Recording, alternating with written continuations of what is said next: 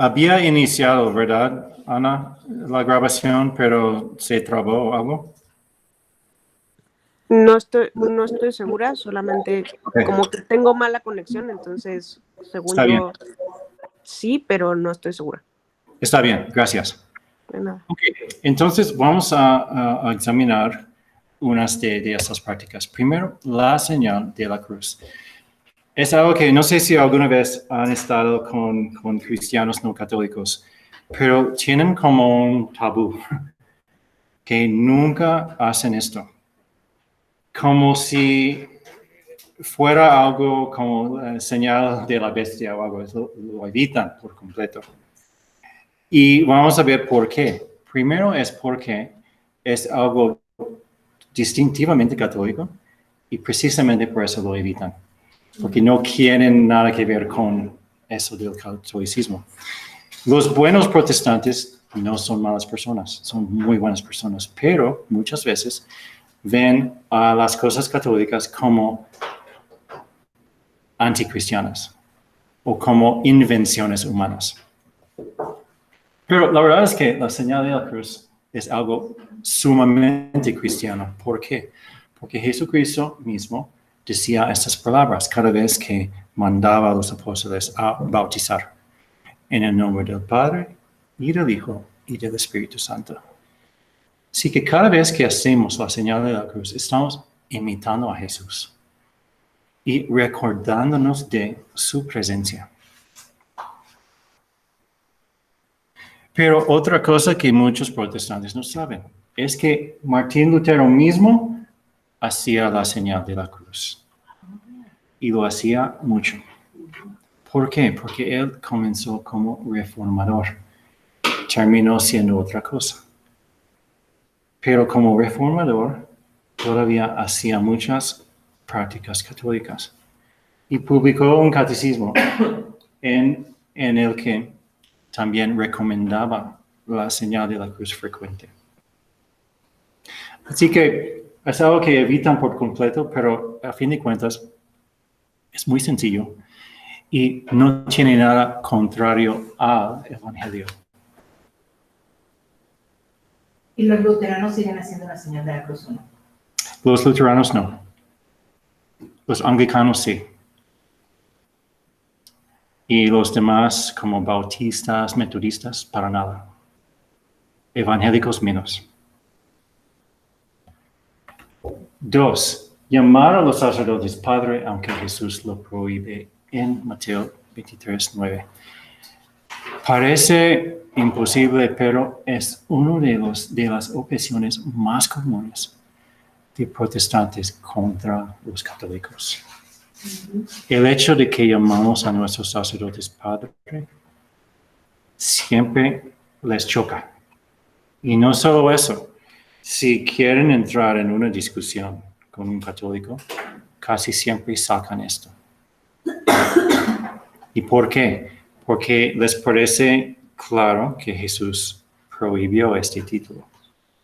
Entonces, ¿de dónde sacan esto? Pues, primero hay que aclarar un punto de sentido común. Si Jesucristo realmente hubiera querido decir, no digan Padre a ninguno, entonces cada niño chiquito del mundo está mal. Cada niño chiquito que dice Padre a su papá está mal. Entonces, el mismo sentido común nos dice que Jesús no pudo haber querido decir esto. Es simplemente ilógico. En la Biblia, el concepto de paternidad no está restringido a los padres biológicos y a Dios. Es título de respeto. Y les voy a dar muchos ejemplos de esto. Es decir, título de respeto no quita nada a Dios. Incluso como cuando nosotros damos honor a una persona que merece un honor, no estamos adorando a esa persona. Es obvio. Pues igual en la Biblia se usan mucho estos títulos de respeto.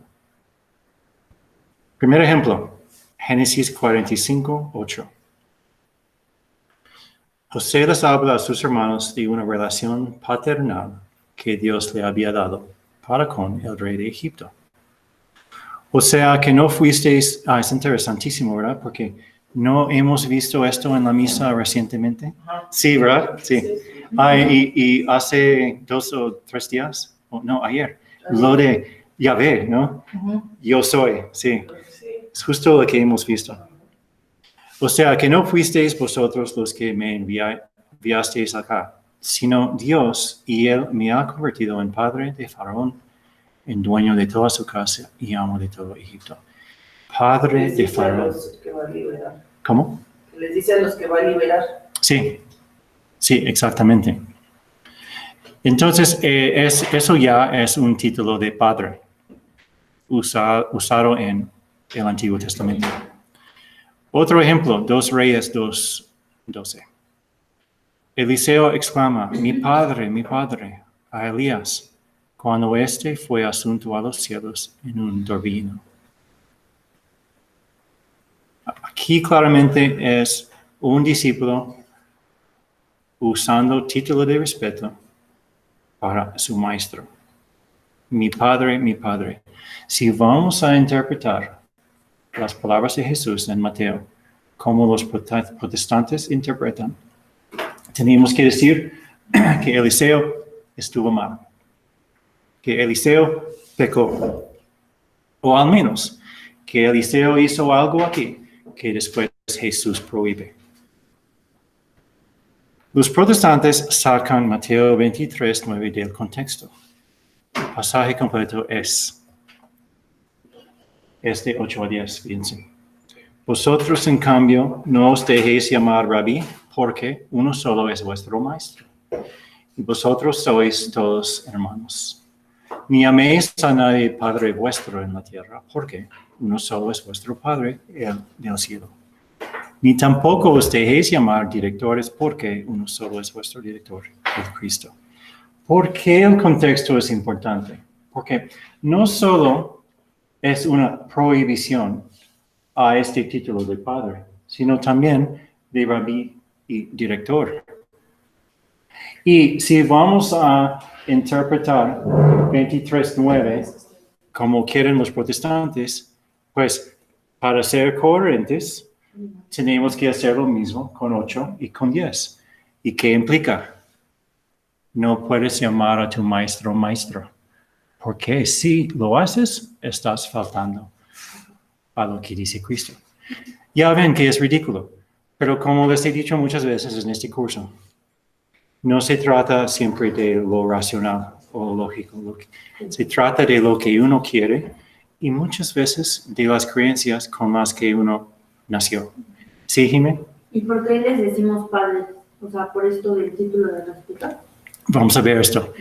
Es como respuesta rápida, es título de respeto. Igual que Eliseo con Elías. Ajá. Sí. O sea, como que ahí lo que podrían, no sé, refutar tal vez podría ser que, o sea, lo que dice Jesús es no se dejen llamar rabí, no se dejen llamar, pero solamente dice no llamen a nadie padre. Sí. Bueno, se puede a lo mejor argumentar eso, ¿verdad? Pero eso de dejarse llamar implica llamar. Y al revés, eso de llamar implica de dejarse, ¿verdad? Porque si llamas a algo a alguien, ese alguien está recibiendo el título, así que siempre van juntas las cosas. 1 Timoteo 2:7 y relacionado y semejante 2 Timoteo 1:11. Ahora tenemos evidencias del Nuevo Testamento. Sí. Nada más, o sea, aquí el lenguaje sí es literal, o sea, no es que haya habido una mala traducción, es literal. Literal. Sí, es literal. No hay problema lingüístico. Okay. Entonces dice San Pablo a Timoteo, y para esto yo fui constituido predicador y apóstol, digo la verdad en Cristo, no miento, como maestro de los gentiles en fe y verdad. San Pablo mismo, pues, usa el título de maestro para sí mismo. Y si vamos a ser coherentes, tenemos que admitir que Pablo está mal. Y por supuesto los protestantes no van a decir que Pablo está mal, porque saben que no es cierto. 2 Timoteo 1:11. O sea, San Pablo está mal por llamarse maestro. No. Según, Son unos ajá, sí, personajes. exacto, es lo que quiero decir, sí, ajá. Y luego dice algo semejante aquí. Ahora ha sido manifestado por la aparición de nuestro Señor, quien abolió la muerte y sacó a la luz la vida y la inmortalidad por medio del Evangelio, para el cual yo fui constituido predicador, apóstol y maestro. Entonces, otra vez, dos muy semejantes, pero el mismo punto de darse el título a sí mismo. 1 Corintios 12:28.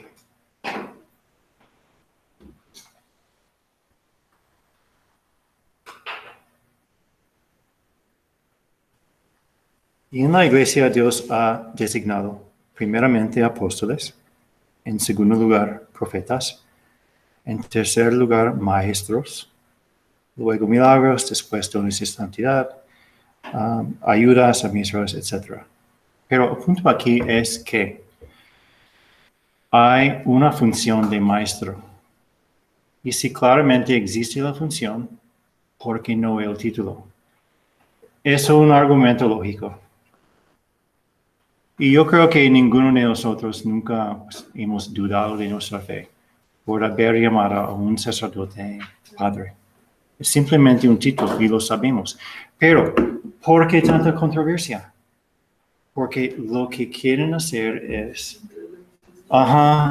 tomarse de algo que aparentemente desacredita nuestra fe para luego justificar lo que creen. Jesús usaba el hipérbole para mostrar a los escribas y fariseos que caían en el orgullo y la soberbia porque no miraba humildemente a Dios como la fuente de su enseñanza, sino se constituían a sí mismos como autoridades, padres y maestros. Entonces, Jesús aquí está no criticando los títulos, sino ese apego y obsesión que tienen con los títulos. Muy diferente. Y hay otros ejemplos en que Cristo hace una exageración para luego enseñar un punto, ¿verdad? Y son exageraciones que ustedes conocen muy bien. Por ejemplo, aquí dice en Mateo 5:30, dice, si tu mano derecha te es ocasión de pecar, córtala y échala de ti. Porque te es mejor que se pierda uno de tus miembros y no que todo tu cuerpo vaya al infierno. Si eso fuera literal, ahora habría muchos sacerdotes que pondrían eso de penitencia. O sin mano. Primero sin mano ellos. O sea, todo el mundo manco. Sí, todos están mal. Pues sí. Así que es una exageración. Luego, algo semejante en Lucas. Pues también. Habría muchos ciegos. Sí. Muchas cosas que se pueden cortar. Ok.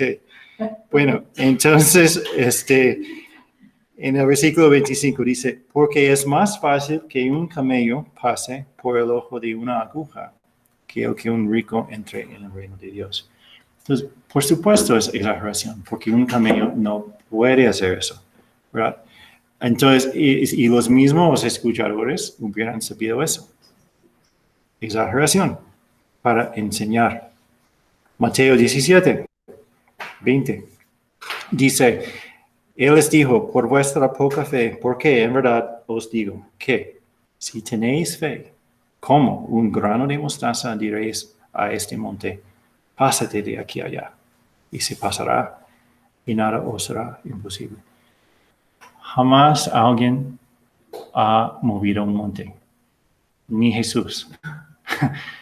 Entonces, claro es que es exageración. Antes y después de Mateo 23, 8 y 10, hay largas denuncias en contra de los fariseos. Es decir, el contexto de este pasaje es un pasaje muy largo y todo consiste en unas críticas a los fariseos. Si este pasaje estuviera en otra parte, donde Cristo no estuviera diciendo cosas negativas contra los fariseos, a lo mejor tendría otro sentido, pero precisamente porque está en medio de una denuncia larga, sabemos por el contexto a qué cosa Jesús se refería, ¿verdad? Criticaba este apego que los fariseos tenían. Les gustaba recibir la alabanza de los hombres. Les gustaba estos títulos de honor. Y es orgullo. La tentación común de poner toda la fe en un gurú era también presente en el mundo judío de Jesús. Tenemos todavía esa tendencia de, pues, encontrar toda nuestra admiración en una persona o un héroe. Puede ser un actor, puede ser un atleta, ¿verdad? Hoy, en el día de hoy, hay mucha, pues, como adoración a estos héroes humanos. La misma tendencia existía en aquel entonces, ¿verdad?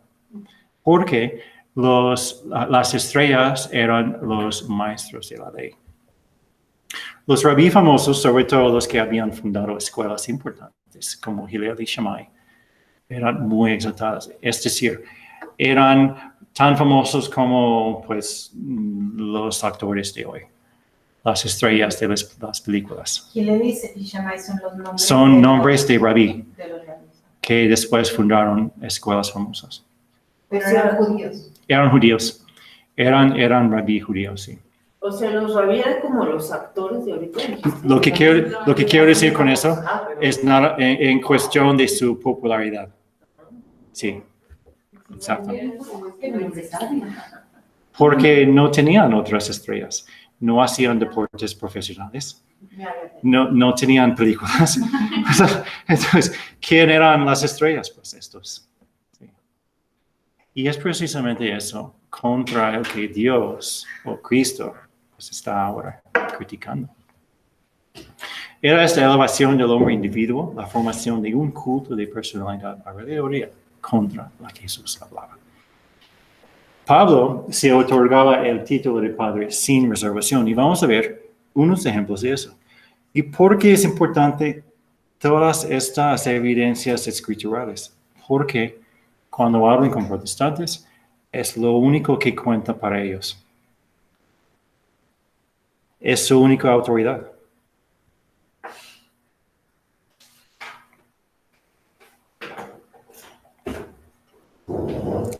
Entonces aquí dice San Pablo, por esta razón os he enviado a Timoteo, que es mi hijo amado y fiel en el Señor, y él os recordará mis caminos. ¿Verdad? Mira que dice, mi hijo. Y si él dice mi hijo, es porque Timoteo le dice padre. Dice, ¿no? Hijitos míos. Sí, ¿verdad? muchas veces, porque tiene una relación paternal. Ajá.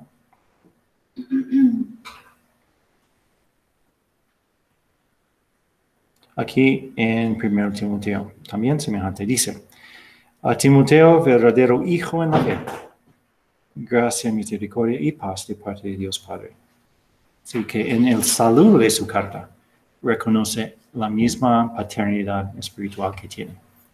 Filipenses 2:22.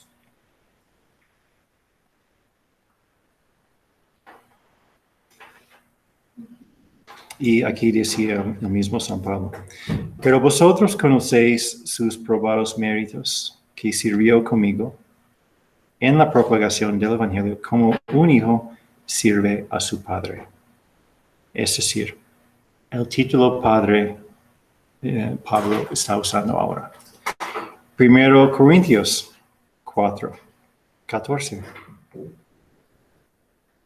Y aquí dice, no escribo esto para avergonzaros, sino para amonestaros como a hijos míos amados. Y podríamos sacar muchos versículos semejantes. Juan también hacía lo mismo.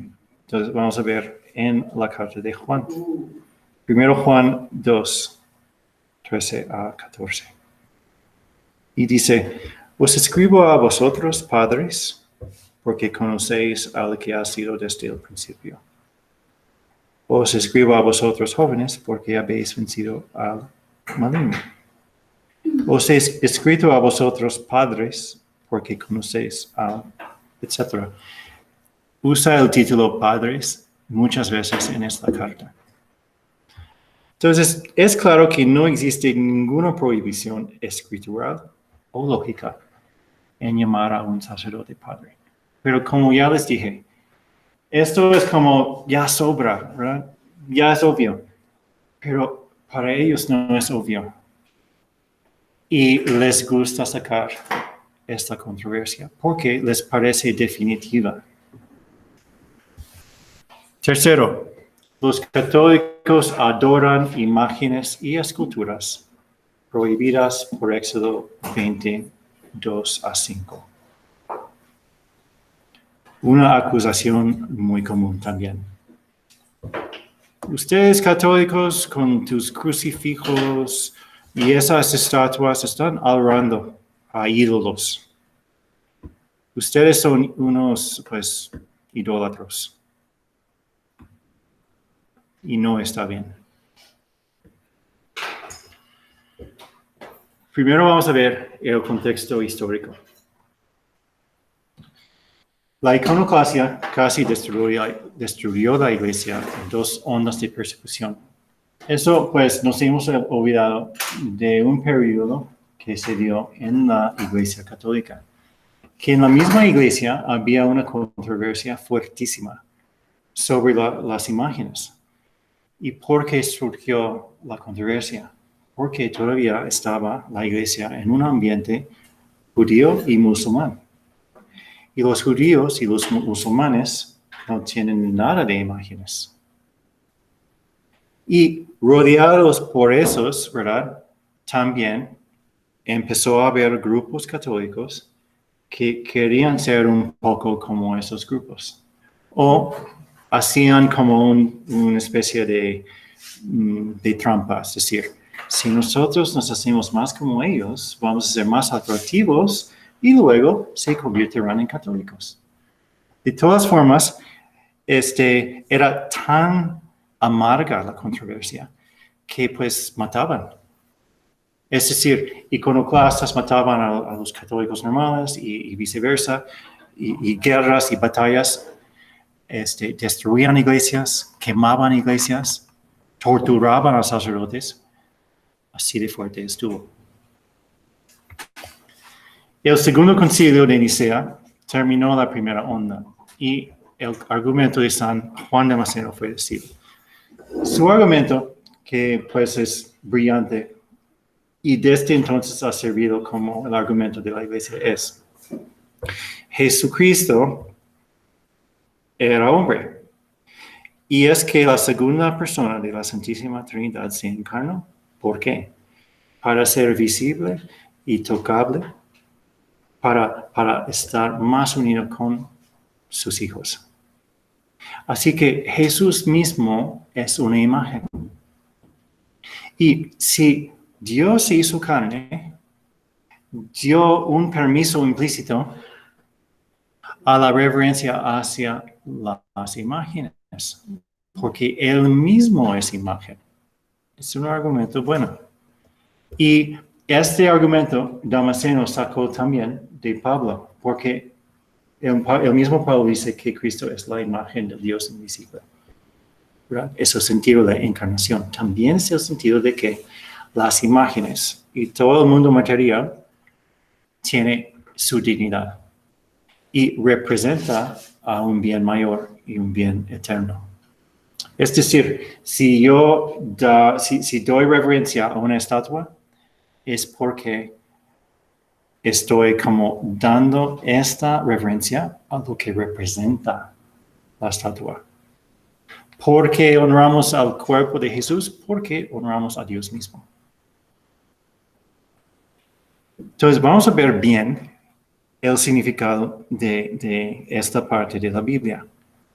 Porque si nos acusan de idolatría no es cualquier cosa. Es un poco grave.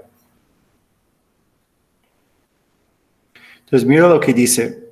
Y es el momento de los 10 mandamientos. Entonces, es algo ya que conocemos. No te harás ídolo ni semejanza alguna de lo que está arriba en el cielo, ni abajo en la tierra, ni en las aguas debajo de la tierra. No te harás ídolo. Así sale en algunas traducciones. Pero luego hay otras traducciones más problemáticas. Y dice, no te harás escultura ni imagen alguna, ni de lo que hay arriba en los cielos, etc. Este tipo de traducción, también común, es problemática. ¿Por qué? Porque dice, no te harás escultura ni imagen. Entonces lo que dicen los protestantes es, no pueden hacer nada de eso. Es decir, el mismo hacer la estatua ya es pecado. Porque tienen una interpretación como estrecha de este versículo. Entonces, vamos a ver cómo contestar a eso. Primera manera de contestar es mostrar la incoherencia lógica de esa interpretación. Entonces, mira que el mismo libro de Éxodo pueden usar para refutar su objeción. ¿Y